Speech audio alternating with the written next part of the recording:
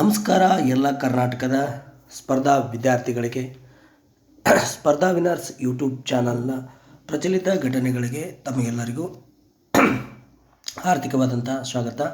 ಎಲ್ಲ ಸ್ಪರ್ಧಾ ವಿದ್ಯಾರ್ಥಿಗಳಿಗೆ ಬೆಳಗಿನ ಶುಭೋದಯ. ಆತ್ಮೀಯ ಸ್ಪರ್ಧಾ ವಿದ್ಯಾರ್ಥಿಗಳೇ, ಇಂದಿನ ತರಗತಿಯಲ್ಲಿ ನಾವು ದಿನಾಂಕ 4/2/2024ಕ್ಕೆ ಸಂಬಂಧಿಸಿದ ಕೆಲವೊಂದಿಷ್ಟು ಸಂಕ್ಷಿಪ್ತವಾದಂಥ ಪ್ರಚಲಿತ ಘಟನೆಗಳ ಕುರಿತು ನೋಡೋಣ. ನೋಡ್ರಿ, ಏನಿದೆ ಮೊದಲನೇ ಪ್ರಶ್ನೆ.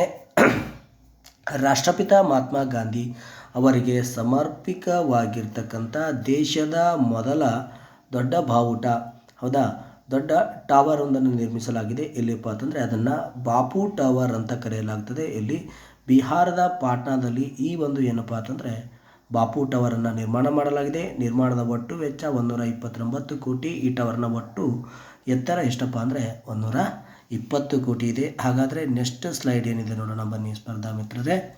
ಓಕೆ, ನೆಕ್ಸ್ಟ್ ಎರಡನೇ ಸ್ಲೈಡ್ ಏನಿದೆಯಪ್ಪ ಅಂತಂದರೆ, ಇತ್ತೀಚೆಗೆ ಪಾವತಿ ವ್ಯವಸ್ಥಿತಗಾಗಿ UPIಯನ್ನು ಯಾವ ದೇಶ ಪ್ರಾರಂಭಿಸಿದೆ ಅಂತ ಕೇಳಲಾಗಿದೆ. ಅಂದರೆ ಭಾರತದ UPIಯನ್ನು ಯಾವ ದೇಶ ಪ್ರಾರಂಭಿಸಿದೆ ಅಂತ ಕೇಳಲಾಗುತ್ತದೆ.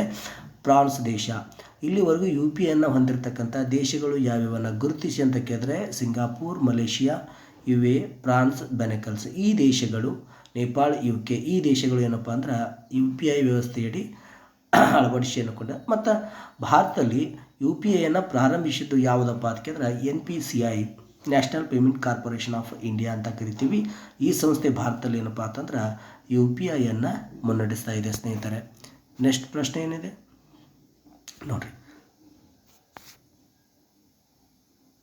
ಪ್ರಶ್ನೆ ಅಂದಾಜು ಅಂದರೆ ಸುಮಾರು ಏನಪ್ಪ ಅಂದ್ರೆ 33,165 ಕೋಟಿ ಮೊತ್ತದ 31 ಸಶಸ್ತ್ರ ಡ್ರೋನ್ಗಳನ್ನು, ಹೌದಾ, ಡ್ರೋನ್ ಹೆಸರು MQ-9B ಅಂತ. ಈ ಡ್ರೋನ್ಗಳನ್ನು ಭಾರತಕ್ಕೆ ಯಾವ ದೇಶ ಅನುಮೋದನೆ ನೀಡಿದೆಯಪ್ಪ ಅಂತ ಕೇಳಿದರೆ ಮಾರಾಟ ಮಾಡಲು ಅನುಮೋದನೆ ನೀಡಿದೆ ಅಂತ ಕೇಳಿದ್ರೆ ಅಮೇರಿಕಾ ದೇಶ ಏನಪ್ಪ ಅಂತಂದರೆ ಅನುಮೋದನೆಯನ್ನು ನೀಡಿದೆ. ನೆಕ್ಸ್ಟ್ ಕ್ವಶ್ನೆ ಏನಿದೆ ನೋಡಿರಿ. ಬೆಂಗಳೂರಿನಲ್ಲಿ ಹೊಸ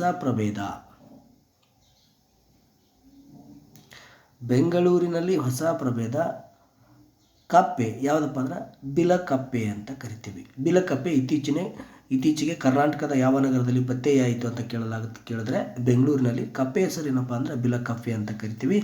ಇದಕ್ಕೆ ಹೆಸರನ್ನು ಇಡಲಾಗಿದೆ ಸ್ಪೆರೋಥೆಕಾ ವರ್ಷಾಭೂ ಅಂತ ಹೇಳಿಕಿಸಿದ್ರೆ ಇದಕ್ಕೆ ಹೆಸರನ್ನು ಕೂಡ ನಾಮಕರಣವನ್ನು ಮಾಡಲಾಗಿದೆ. ಸೊ ನೆಕ್ಸ್ಟ್, ರಾಜ್ಯ ಕರ್ನಾಟಕದ CJ ಆಗಿ ದಿನೇಶ್ ಕುಮಾರ್ ಅವರಿಗೆ ರಾಜ್ಯಪಾಲರು ಏನಪ್ಪ ಅಂದ್ರೆ ಗೌಪ್ಯತೆ ಪ್ರಮಾಣ ಪತ್ರವನ್ನು ಬೋಧನೆಯನ್ನು ಮಾಡಿದರು. ನೆಕ್ಸ್ಟ್ ಬರೀ ಭಾರತದ ನೌಕಾಪಡೆಗೆ ಇತ್ತೀಚೆಗೆ ಸೇರ್ಪಡೆಯಾದ ಹಡಗು ಯಾವುದು ಅಂತ ಕೇಳಿದ್ರೆ ಸಂದಾಯಕ ಎಂಬ ಹಡಗನ್ನು ಭಾರತದ ನೌಕಾಪಡೆಗೆ ಇತ್ತೀಚೆಗೆ ಸೇರ್ಪಡೆ ಮಾಡಲಾಗಿದೆ.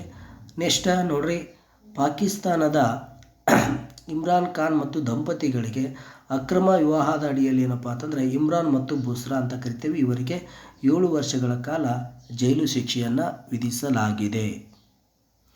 ನೆಕ್ಸ್ಟ್ ಸ್ಲೈಡ್ ನೋಡ್ರಿ, ಏನಿದೆ.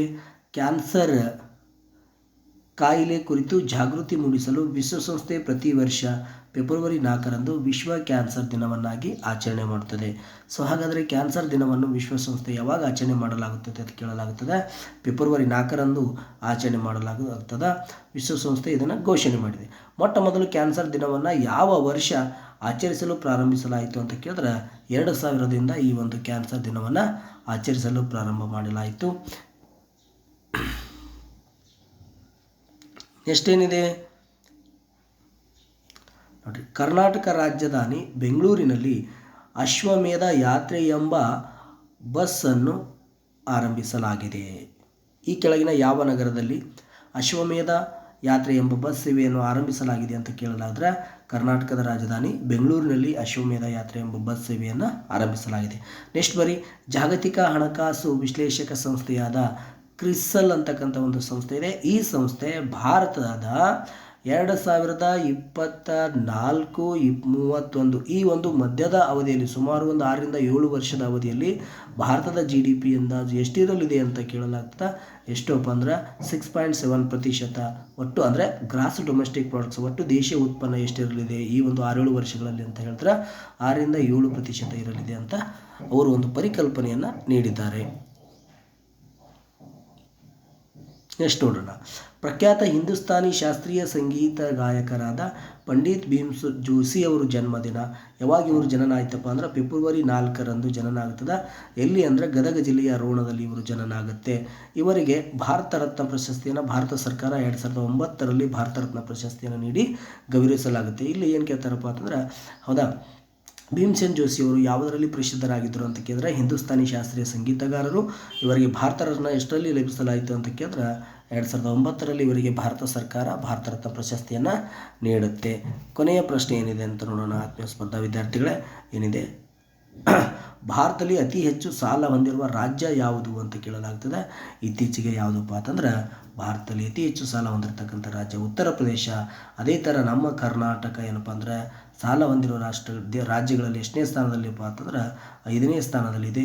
ಆದರೆ ಇನ್ನೊಂದು ಏನಪ್ಪ ಅಂತಂದ್ರೆ ನೋಡ್ರಿ, ನಿನ್ನೆ ಒಂದು ಸಂಸ್ಥೆ ಬಿಡುಗಡೆ ಮಾಡಿದಂಥ ಒಂದು ವರದಿ ಪ್ರಕಾರ ಕರ್ನಾಟಕದಲ್ಲಿ, ಹೌದಾ, ಕರ್ನಾಟಕದಲ್ಲಿ ಏನಪ್ಪ ಅಂತಂದ್ರೆ ಇಡೀ ವಿಶ್ವದಲ್ಲಿ ನಮ್ಮ ಕರ್ನಾಟಕದ ರಾಜಧಾನಿ ಬೆಂಗಳೂರು ಏನಿದೆಯಲ್ಲ ಟ್ರಾಫಿಕಲ್ಲಿ, ಹೌದಾ, ಟ್ರಾಫಿಕಲ್ಲಿ ಎಷ್ಟನೇ ಸ್ಥಾನದಲ್ಲಿದೆಯಪ್ಪ ಅಂತಂದ್ರೆ 6ನೇ ಸ್ಥಾನದಲ್ಲಿ ಕಂಡು ಬರ್ತದೆ. ವಿಶ್ವದಲ್ಲಿ 6ನೇ ಸ್ಥಾನ, ಭಾರತದಲ್ಲಿ ಬೆಂಗಳೂರು ಟ್ರಾಫಿಕಲ್ಲಿ ಮೊದಲನೇ ಸ್ಥಾನದಲ್ಲಿದೆ.